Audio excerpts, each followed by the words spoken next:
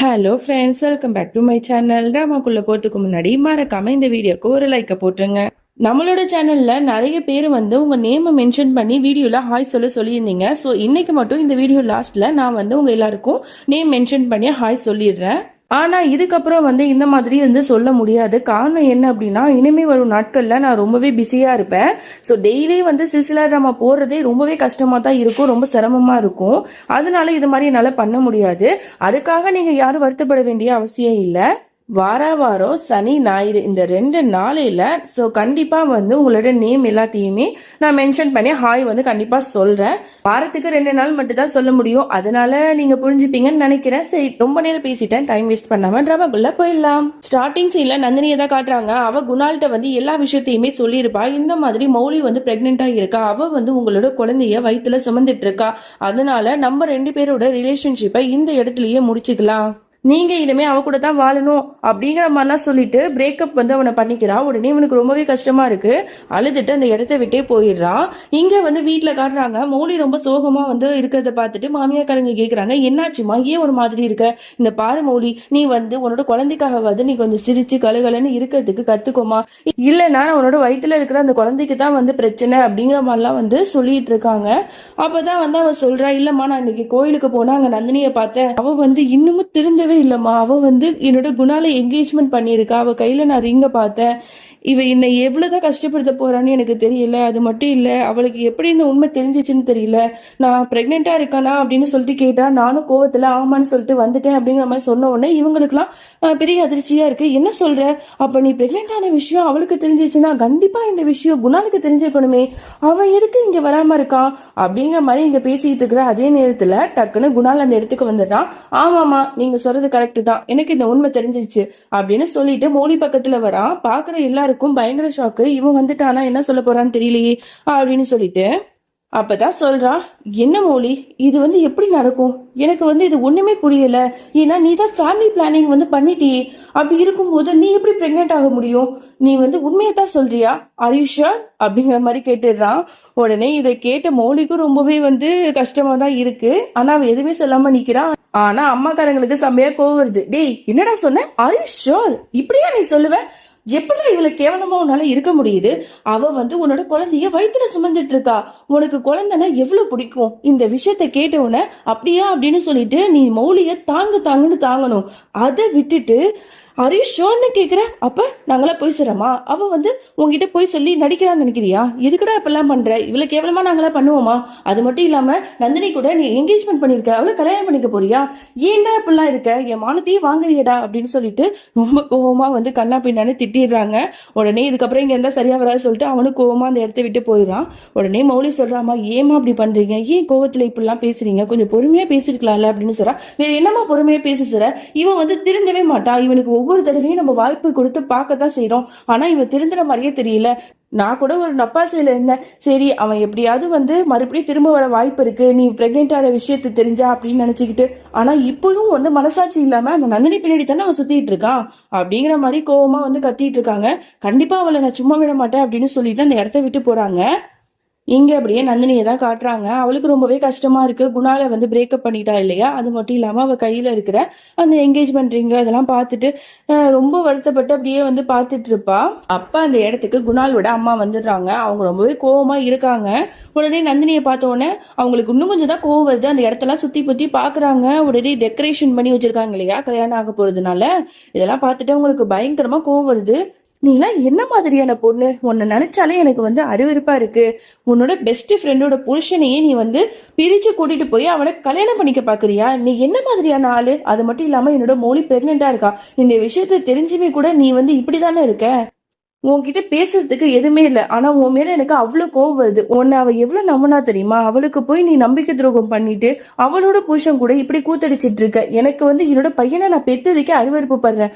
மௌலி மாதிரி ஒரு நல்ல மனைவியை விட்டுட்டு அவன் பின்னாடி சுத்திட்டு இருக்கானே, நல்ல குடும்பத்துல பிறந்த எந்த ஒரு பொண்ணும் இவ்வளவு கேவலமான ஒரு வேலையை செய்ய மாட்டா. உண்மையா சொல்றேன், என்னோட வயிறு எரிஞ்சு சொல்றேன். நீ மட்டும் என்னோட பையனை கல்யாணம் பண்ணிக்கிட்டேன்னு வையேன், நீ அவன் கூட வந்து சந்தோஷமா ஒரு நாள் கூட வாழ முடியாது அப்படிங்கிற மாதிரிலாம் வந்து சாப வேதம் மாதிரிலாம் பேசிக்கிட்டு ரொம்ப வந்து கோவமா கத்திட்டு இருக்காங்க. அவளுக்கு ரொம்பவே கஷ்டமா இருக்கு. சே, உன்கிட்ட பேச எனக்கு என்ன இருக்கு அப்படின்னு சொல்லிட்டு, குணால் குணால் எங்கடா இருக்க, இங்க வாடா, நீ எப்படிடா வந்து அப்படி சொல்லலாம், இங்க வர புரியா இல்லையா அப்படின்னு சொல்லிட்டு அவங்க கத்திட்டு இருக்காங்க. அப்பதான் வந்து நந்தினி சொல்றா, இல்ல குணால் வந்து இங்க இல்ல அப்படிங்கிற மாதிரி சொல்றா. என்ன சொல்ற, குணால் வந்து இங்க இல்ல, அவன் வந்து ஓ பின்னாடி தானே வால் பிடிச்ச மாதிரி சுத்திட்டு இருப்பான், நீ இருக்கிற இடத்துல தான் அவனும் இருப்பான், அப்படி இருக்கும்போது அவன் எங்க போனா அப்படிங்கிற மாதிரி கேட்ட உடனே, இல்ல அவரு வந்து இனிமே என் கூட இருக்க மாட்டாரு, நாங்க 2 பேரும் பிரியலாம் அப்படின்னு சொல்லிட்டு முடிவு பண்ணிட்டோம். ஏன்னா மௌலி வந்து பிரெக்னெண்டா இருக்கிற விஷயத்த தெரிஞ்ச உடனே வந்து எனக்கு ரொம்ப கஷ்டமா இருந்தது. இதுக்கப்புறமும் வந்து நாங்க ஒன்னா இருந்தா அது சரியா வராது சொல்லிட்டு நாங்க 2 பேரும் பிரேக்கப் பண்ணிக்கிட்டோம் அப்படிங்கிற மாதிரி எல்லா விஷயத்தையும் சொன்ன உடனே இவங்களால நம்பவே முடியல. என்ன சொல்ற, நீ அவ்வளோ பெரிய நல்லவளா, நான்லாம் உன்னை நம்ப மாட்டேன், இந்த மாதிரி சொல்லி நீ உன்னால வேணா ஏமாத்தலாம்,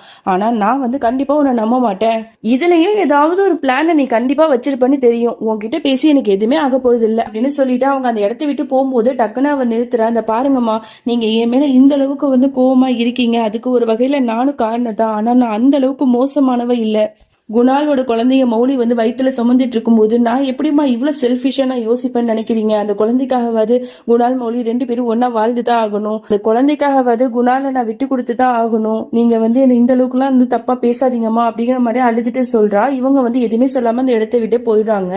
இவங்க ரொம்ப ஹர்ட் பண்ற மாதிரி வார்த்தைக்கு வார்த்தை ரொம்ப வந்து அவளை கேவலப்படுத்துற மாதிரிலாம் பேசியிருப்பாங்க இல்லையா, அதனால அவளுக்கு அவ்வளவு கஷ்டமா இருக்கும். ஸோ அதனால ரொம்ப வருத்தப்பட்டு அப்படியே அழுதுட்டு இருப்பா. இங்க அப்படியே மௌலியை தான் காட்டுறாங்க. அவ அப்படியே நிற்கும் போது பாட்டி தான் வந்து சொல்றாங்க, இந்த பாருமா எனக்கு நம்பிக்கை இருக்கு, நீ ஒன்றும் கவலைப்படாத, குணாலுக்கு வந்து குழந்தைங்கள்லாம் எவ்வளவு பிடிக்கணும் உனக்கு நல்லாவே தெரியும்ல, இந்த விஷயம் தெரிஞ்சதுக்கு அப்புறம் அவன் கண்டிப்பா உன் கூட திரும்ப வந்துருவான் அப்படிங்கிற மாதிரிலாம் இன்னமும் வந்து இந்த பாட்டி வந்து இவளுக்கு இந்த மாதிரிதான் விஷயங்களை சொல்லிட்டு இருக்கு. இவ வந்து அப்படியே ரொம்ப சோகமா இருக்கா. அப்படியே வந்து நடந்து ரூமுக்கு போயிட்டு கபோர்டு திறந்து பார்த்தா அங்க குணால் வந்து இவளுக்காக எழுதின லெட்டர்ஸ் எல்லாம் இருக்கும், லவ் லெட்டர்ஸ் எல்லாம். லவ் பண்ணும்போது அவ்வளோ வந்து எமோஷனலா பாசமா லவ்வபிளா எழுதியிருப்பான் போல. அதெல்லாம் பார்த்துட்டு அவளுக்கு அவ்வளோ கஷ்டமா இருக்கு. அப்படியே வருத்தப்பட்டு ஃபீல் பண்ணிட்டு இருக்கா. அப்படியே இங்க நந்தினியை காட்டுறாங்க. அவளுக்கு வந்து ஒரு மாதிரி பயம் வர ஆரம்பிச்சது. ஏன் குணால் வந்து அங்கேயும் இல்லைன்னா இங்கேயும் வரல, அப்ப எங்க போனாரு, ஒருவேளை நான் ரொம்ப கோவமா பேசினதுனால எங்க போனான்னு தெரியல அப்படின்னு சொல்லிட்டு ஃபோன் பண்ணி பாக்குறான். அவன் எடுக்கவும் மாட்டான். உடனே அவளுக்கு ரொம்பவே பயமா இருக்கு. அவனை தேடி அப்படியே கிளம்புறா. இங்க அப்படியே குணாலை தான் காட்டுறாங்க. ஒரு காட்டு பகுதி மாதிரி இருக்கு. அங்க தனியா உட்காந்துட்டு அப்படியே எதையும் யோசிச்சுட்டு இருக்கான். நந்தினி வந்து அவளை வந்து ரொம்ப வந்து பேசினால இந்த மாதிரி பிரிஞ்சிடலாம் அப்படின்னு சொல்லிட்டு அதெல்லாம் அவனால ஏத்துக்கவே முடியல. அப்படியே சோகமா உட்காந்து ஃபீல் பண்ணி அழுதுட்டு இருக்கும் போது அந்த இடத்துக்கு எப்படின்னு தெரியல நந்தினி வந்துடுறா, கண்டுபிடிச்சிடுறா போல. உடனே அந்த இடத்துல வந்து உட்கார்ந்த உடனே அவன் சொல்லிட்டு இருக்கா ரொம்ப எமோஷனலா, எனக்கு இந்த வாழ்க்கையை வந்து புரிஞ்சிக்கவே முடியல, நம்ம 2 பேரும் இப்பதான் வந்து எல்லா பிரச்சனைகளையும் தாண்டி ஒன்னு சேரலாம், ஒன்னா வாழலான்னு முடிவெடுத்துட்டு சேர நேரத்துல இப்படி ஒரு பிரச்சனை, தர்ம சங்கடமான ஒரு நிலைமை வந்துருச்சு, அதனால போய் நம்ம பிரியிற மாதிரி ஒரு சுச்சுவேஷன் வரும்னு என் கனவுல கூட நான் நினைச்சு பார்க்கல. இந்த வாழ்க்கையில நம்ம எது ஆசைப்படுறோமோ அது எதுவுமே நடக்காதுங்கிறது எல்லாத்தையுமே நான் நல்லாவே புரிஞ்சுக்கிட்டேன் அப்படிங்கிற மாதிரி வருத்தமா பேசிட்டு இருக்கான். அப்ப நந்தினியே சொல்றா, நீங்க சொல்றது வந்து 100க்கு 100 உண்மைதான் குணால், என்னோட லைஃப்லயே நான் ஏகப்பட்ட கஷ்டங்களை பார்த்திருக்கேன், நம்ம 2 பேரும் உண்மையாவே சந்தோஷமா இருக்க போறோம் அப்படின்னு சொல்லிட்டு நேத்து வரைக்கும் நம்ம அப்படிதான் நினைச்சிட்டு இருந்தோம். ஆனா நான் இப்பவும் சொல்றேன் குணால், நம்ம 2 பேரும் அந்த குழந்தைக்காக பிரிஞ்சுதான் ஆகணும் அப்படிங்கிற மாதிரி சொல்லிடுறா. உடனே இவன் எமோஷனல் ஆகி அவள்கிட்ட பேசுறான், ப்ளீஸ் நந்தினி நீங்க இப்படிலாம் வந்து பண்ற, அந்த குழந்தை வந்தா என்ன, அந்த குழந்தை வந்தா அதை நம்ம நல்லா பாத்துக்கலாம், ஃபினான்ஷியலாலும் சரி பாசத்தாலும் சரி நம்ம 2 பேரும் ஷேர் பண்ணி அந்த குழந்தைய நல்லாவே பார்த்துக்கலாம், அதுக்காக நம்ம 2 பேரும் பிரியணுங்கிற முடிவு எனக்கு சுத்தமா உடன்பாடே இல்லை, வேணா நந்தினி தயவு செஞ்சு புரிஞ்சுக்க அப்படிங்கிற மாதிரி ரொம்ப கெஞ்சி கேட்குறான். உடனே அவர் சொல்றா, ப்ளீஸ் குணால் எனக்கு மட்டும் கஷ்டம் இல்லையா, உங்களை விட்டு பிரியறதுல எனக்கு என்ன சந்தோஷம் நினைக்கிறீங்களா, அந்த குழந்தைக்கு என்ன தெரியும் குணால், எதுவுமே தெரியாது, அந்த குழந்தைக்கு வந்து உங்களோட அன்பு வந்து முழுசா கிடைக்கணும் அப்படின்னு நான் நினைக்கிறேன், அந்த குழந்தைக்காகவாது நீங்க வந்து மோடி கூட சேர்ந்து வாழ்ந்துதான் ஆகணும், தயவு செஞ்சு புரிஞ்சுக்கோங்க அப்படிங்கிற மாதிரிலாம் அவன் வந்து அவனுக்கு எவ்வளவோ புரிய வைக்க முயற்சி பண்றா. ஆனா அவன் வந்து புரிஞ்சுக்கிற மாதிரியே தெரியல. இப்ப இந்த நிமிஷம் தான் நம்ம 2 பேரும் பாக்குற கடைசி நாளா இருக்கும், இதுக்கப்புறம் வந்து நீங்க என்னை தேடி வரவே கூடாது, எனக்கு சத்தியப்படி கொடுங்க, அது மட்டும் இல்லாம இனிமே நீங்க மௌலி கூட வந்து அந்த ஒரு சந்தோஷமான வாழ்க்கையை நீங்க தொடங்கணும், அவளை மறுபடியும் நீங்க கல்யாணம் பண்ணிக்கணும் அப்படிங்கிற மாதிரிலாம் வந்து கேட்டு சத்தியம் வந்து வாங்குறான். அவனுக்கு அந்த ப்ராமிஸ் பண்றதுல கொஞ்சம் கூட விருப்பமே இல்லை, அப்படியே வந்து நின்றுட்டே இருக்கான். அதுக்கப்புறம் நான் போறேன் அப்படின்னு சொல்லிட்டு அங்கேருந்து அவ போகும்போது டக்குன்னு அவளோட கையை பிடிச்சிடுறான். அதுக்கப்புறம் என்ன 2 பேரும் வந்து அழுதுட்டே ஒருத்தருக்கு ஒருத்தர் பார்த்துட்டே இருக்காங்க. அப்புறம் மறுபடியும் வந்து அவ வந்து அவனை ஹக் பண்ணிக்கிறான். I miss you so much Kunal. அவங்கள ரொம்பவே மிஸ் பண்ணுவேன். எனக்கு வந்து நீங்கள் இல்லாத வாழ்க்கையை நினச்சி பார்க்க முடியல. ஆனால் என்ன பண்ணுறது, நம்மளோட தலையெழுத்து அப்படி இருக்குது, நம்ம பிரிஞ்சு தான் ஆகணும்.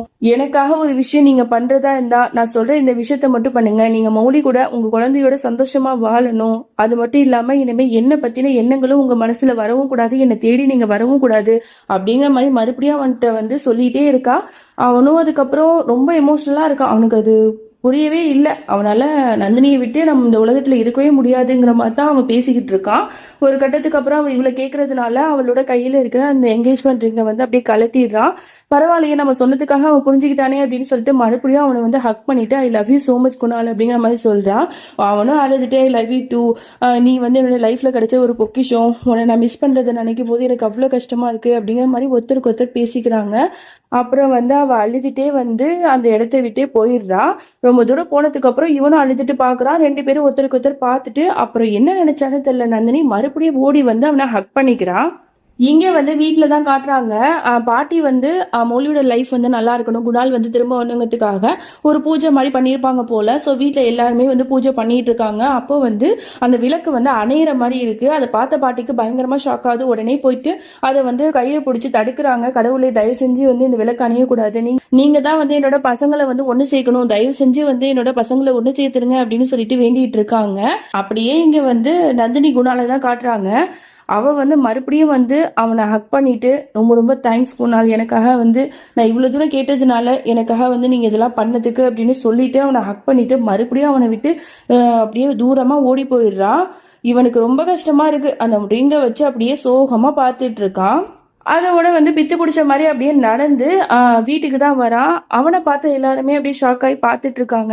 இவன் வந்துட்டானா, என்ன சொல்ல போறான் அப்படின்னு சொல்லிட்டு மௌலியும் வந்து பாக்குறான்.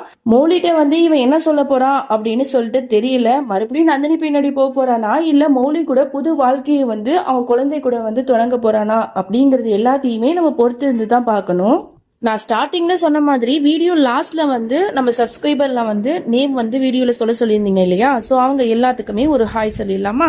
ஹனி, தேவப்பிரியா, விமலா, நந்தகுமார், கவிஷ்டி, சி திவ்யா, கோமதி, ஜிஜித், கலோச்சனா, தங்கம், நசீரா பானு, ஜெசிமா, சரண்யா, முஷ்ரிஃபா, நந்தினி, சௌமியா பிரகாஷ், ராஜேஸ்வரி, மணிமேகலை, தீபா ரமேஷ், தீபா, ஜன்னத் ஃபிரிதோஸ், நந்தினி, சைஜு, கவிதா செல்வம், கார்த்தி, மோனிகா சுரேஷ், ராதிகா கவியரசன், சங்கீதா, பிரவீனா, சஃபீரா, அக்சிமா, மீனா, ஹேமா, வான்மதி, ஸ்னேகா பாண்டி, சுதா, ஷிஃபானா, ஹேமா தர்ஷினி, அபி, சாந்தி, அம்னா, ஜோதிகா, முருகேஸ்வரி, விஜயா பாண்டி, கமலி, ஜெனி, அம்மு, தேவயானி, திவ்யா தேவி, உமாதேவி, அலிமா, நந்தினி, குணால், ஜோதி, முகமது அஸ்வான், சாஜிதா, பிரியா, கோபன், அர்ச்சனா, சாஜி, பூஜா, ஐஷு, ஹர்ஷினி, சுசி, ஸ்வேதா, ஹரிஸ், கதிர், ரூபி, தன்யா, ஃபாத்திமா, முகமது அலி, ரம்யா. உங்க எல்லாருக்குமே பெரிய பெரிய ஹாய். ஆனா இந்த வீடியோல நிறைய பேர், கிட்டத்தட்ட 50 பேர்கிட்டையாவது வந்து உங்க நேம்லாம் வந்து சொல்லியிருப்பீங்கன்னு நினைக்கிறேன். ஸோ உங்க எல்லாருக்குமே ஹாய் சொல்லியாச்சு. அப்புறம் இன்னொரு விஷயம் நான் சொல்லியிருப்பேன், இனிமே வந்து சனி ஞாயிறு மட்டும்தான் நான் வந்து உங்க நேம் எல்லாருமே மென்ஷன் பண்ணுவேன் வீடியோல. ஸோ அதனால அடுத்த வாரம் ஃப்ரைடே போடுற வீடியோக்கு கீழே யாரெல்லாம் உங்க நேமை மென்ஷன் பண்றீங்களோ அவங்களுக்கு மட்டும்தான் நான் சனி ஞாயிறு வந்து ஹாய் சொல்லுவேன். ஸோ அதனால நெக்ஸ்ட் வாரம் நம்ம பார்க்கலாம். அது வரைக்கும் என்னோட காத்திருங்கள். Bye friends.